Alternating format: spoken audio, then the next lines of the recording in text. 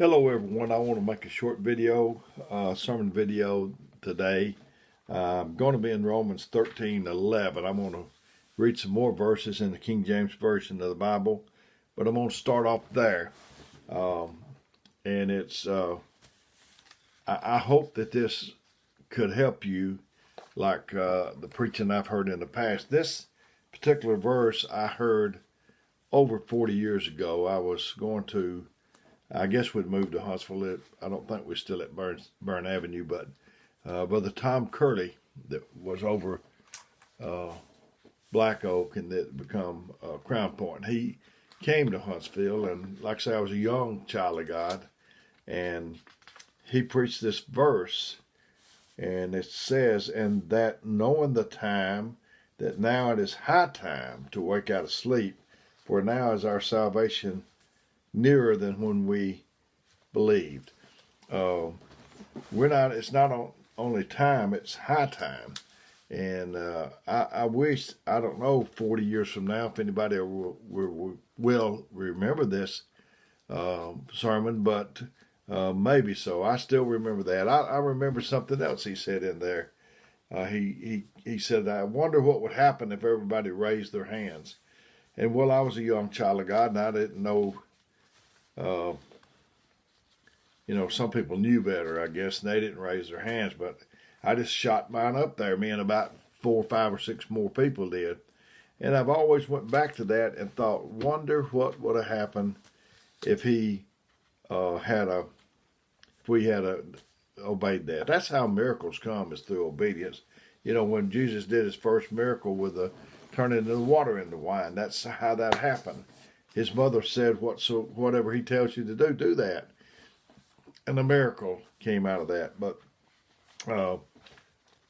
if I've ever seen a time that is high time that we wake out of our sleep, it's now for us and the lost people. It's time to wake up.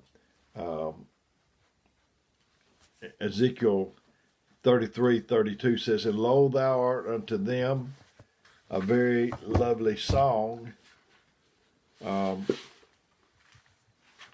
of one that hath a pleasant voice, and can play well on an instrument, for they hear thy words, and they do them not."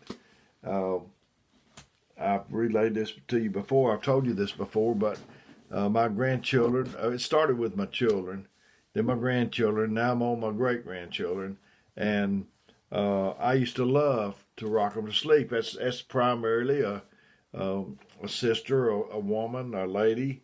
They do that, but I just always enjoyed my time, that quiet time with them, and I think I was pretty good at it anyway, whether I was or not. I used to sing. It don't matter what you sang, you can put them to sleep, and that's like the Word of God. He said it could become a lovely song. You heard it and heard it and heard it and heard it, and it just puts you off to sleep, and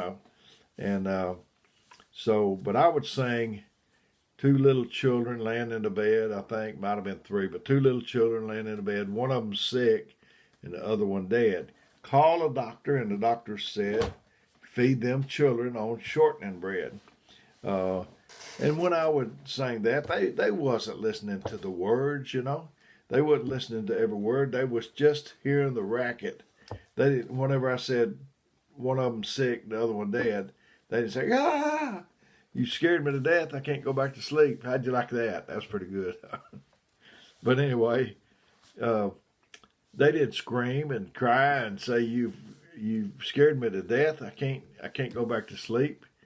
But they just went right off to sleep, and I think that's what Satan has done to us. He just rocked us off to sleep. I know the rhythm of the rocker, and the rhythm of the song, not exactly the pretty singing, but it was all of that. They weren't paying attention. They were just like us when the enemy, he sings us off to sleep. I know people that I've never got sleepy. I've never went to sleep in a holiness church. I don't even know if I've ever so much as got sleepy in there. I know some people, it seemed like it does kind of rock them off. Maybe that's what some of my sermons have been good for, is to rock people to sleep. But the enemy's going to try to put you to sleep. Ephesians 1:3-6 says, "Blessed be the God and Father of our Lord Jesus Christ, who has blessed us with all spiritual blessings in heavenly places." Sometimes we get to sit in heavenly places in Christ, according as He has chosen us in Him before the foundation of the world, that we should be holy and without blame before Him in love, having predestined us unto the adoption of children by Jesus Christ to Himself, according to the good pleasure of His will, to the praise and glory of His grace, wherein He has made us accepted in the beloved. When you're chosen, you're set apart and separated from others. When Jesus took the three up to the Mount of Transfiguration or whatever, they was apart, pulled apart. Because of the uniqueness of your path and destiny, you cannot be common in your associations. The struggle is to think on the level of your calling.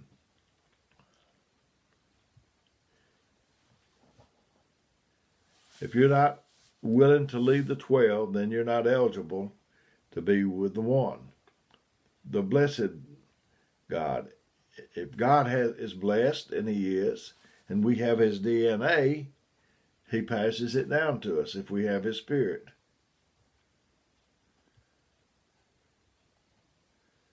If you understand that God is blessed, then you can understand He can pass it down to His children. You don't have to imitate it, emulate it, because you will be it.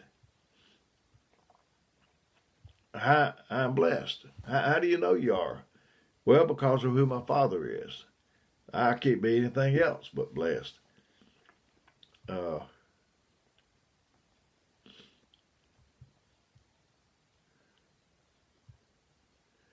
the world has gone crazy.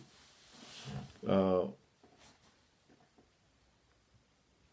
in times now that will separate the true in heart from the imitations, the real from the wannabes. I know a while ago I got kind of a little tickled, but this is a serious thing to be talking about. It's going to separate, as the old saying says, the men from the boys. You need to wake up the sleeping giant within you. There's one in there. There's a bigger person within you. You just have to wake him up. He's been laying there so long you've been letting him sleep. It's not night anymore. It's day.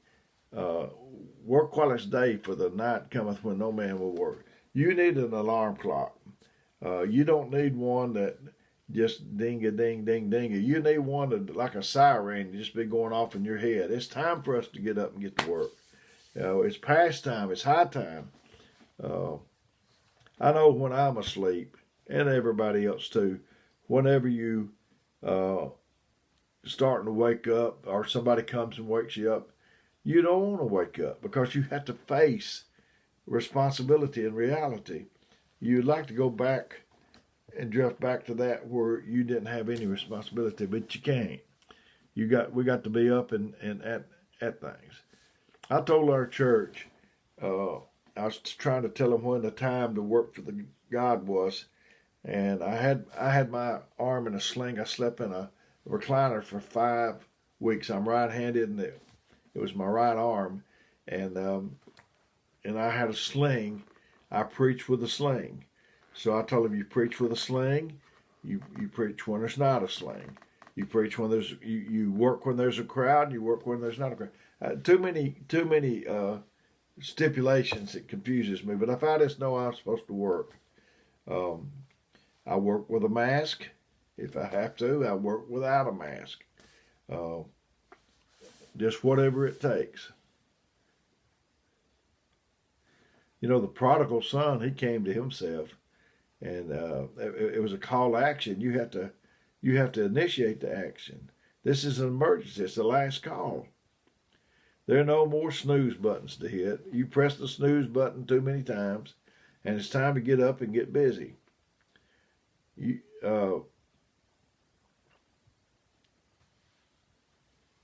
we get up on Monday morning in the middle of the night, drive a long way for $10 an hour or whatever we're making, but you can't get up and get ready for church.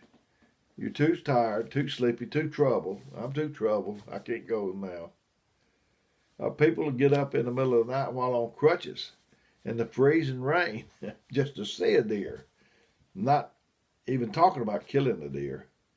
But you can't go to church. There's something wrong with that.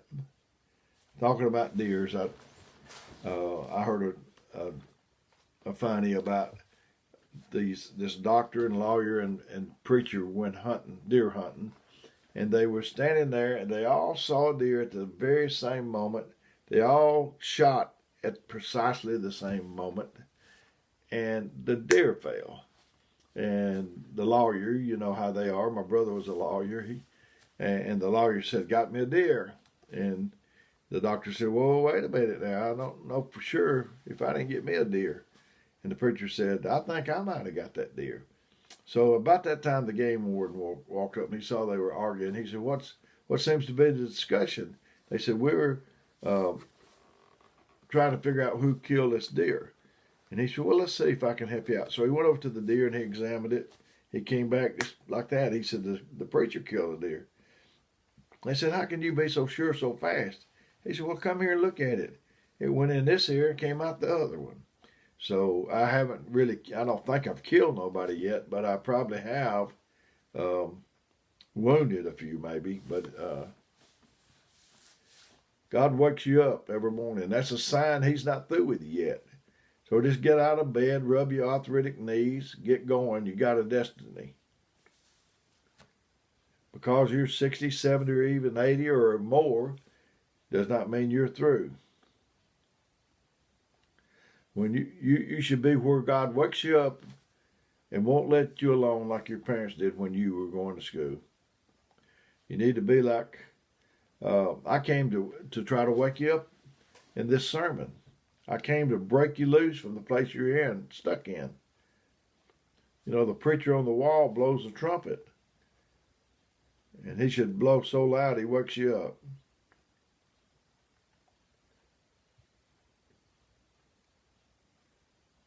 Sleep at the wheel.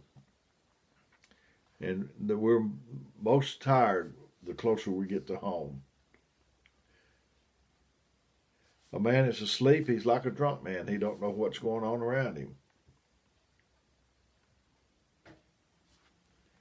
And, another thing I would like to tell you today is don't compare yourself to other people. Don't compete with anybody else. If I know myself, I haven't tried to be like anybody else. I've said before, I cry. I haven't cried. I don't cry when I'm conducting a funeral. I did my mother's and my daddy's and my brother's, or participated in them, and didn't cry a drop. But I'm tender-hearted, and I might be sitting there watching something on TV with Melinda, and I'll be over there going, and Melinda say, "Dale, are you crying?" And I say, "Well, just a little bit." And I'm afraid to adjust that. I'm afraid that I'll get where I'll be hard-hearted.